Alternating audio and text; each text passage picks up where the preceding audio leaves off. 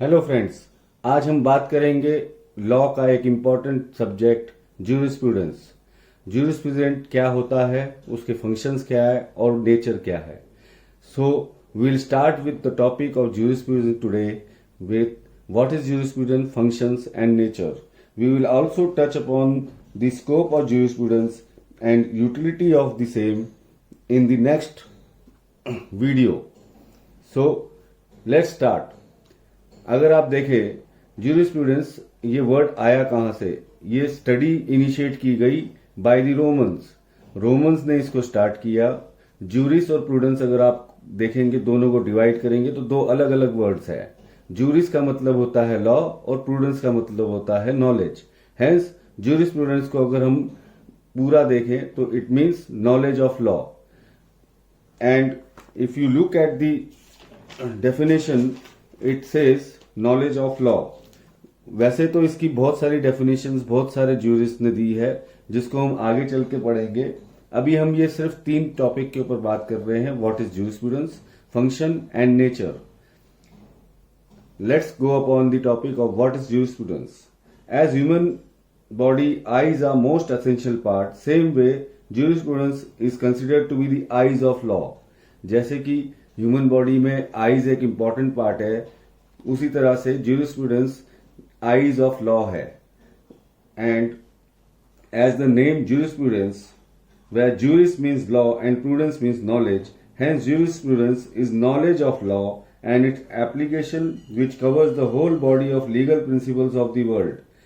जैसा कि नाम सजेस्ट करता है ज्यूरिस्प्रूडेंस, ये पूरे लॉ के जितनी भी बॉडीज है, जितनी भी लीगल प्रिंसिपल्स हैं वर्ल्ड के, उनको कवर करता है. While interpreting the law, students and even lawyers sometimes fail to conclude upon the intentions of the legislator on the particular law. Thus, jurisprudence assists them and helps them to decode the law. कई बार जब हम law को interpret कर रहे होते हैं as a student, as a lawyer also, हम उसको देखना या उसको समझना नहीं पाते हैं कि किस वजह से या किस इंटेंशन से हमारे लेजिस्लेटर ने उस लॉ को बनाया था. उस वक्त हमारे को ज्यूरिस्प्रूडेंस एक बहुत बड़ी हेल्प देता है, जो कि इस लॉ को समझने की बहुत इंपॉर्टेंट मेजर्स के लिए आगे बढ़ता है. अब हम जानेंगे what is the function of jurisprudence. Its core function is to study the origin of law. जो मेन और जो कोर फंक्शन है ज्यूरिस्प्रूडेंस का, to study the origin of law. ये लॉ कहां से आया, उसकी स्टडी के बारे में ये बात करता है. From where a particular law has been developed, and it also traces back its origin as to how the law has impacted or benefited the social being of the society. Thus, jurisprudence has lot of role in the civil life of every person. Jurisprudence एक बहुत important function अदा करता है, जो हमारी day to day life में किस तरह से लॉ रोल प्ले करता है.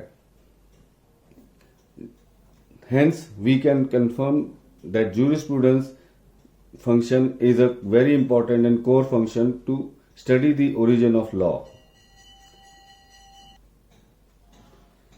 अब हम डिस्कस करेंगे नेचर ऑफ jurisprudence. Jurisprudence का नेचर क्या है? Jurisprudence is a different subject which is neither a procedural subject or nor a substantive subject. ना ये प्रोसीजनल के बारे में बात करता है, ना ये सब्सटेंसिव सब्जेक्ट के बारे में बात करता है. It's mainstream of law from where the different laws originate. ये मेन स्ट्रीम है जिसके अंदर से बहुत सारे लॉ ओरिजिनेट होते हैं. It's being an ever growing and dynamic subject and has no limitation on itself.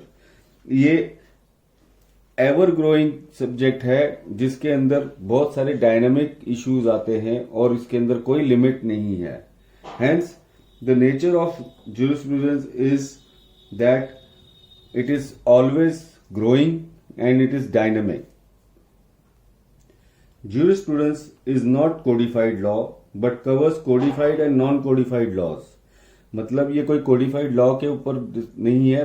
दोनों तरह के लॉ जो कोडिफाइड है, जो कोडिफाइड नहीं है, उन सबको कवर करता है। Thus, the scope of jurisprudence is very vast. The same shall be discussed in next video along with 6 schools of jurisprudence, their importance, and also the important jurists founded these schools and their ideologies, along with scope of jurisprudence and utility of the same. So friends, आप कोई अगर topic अच्छा लगा तो please like, subscribe and share this video to all. Thank you.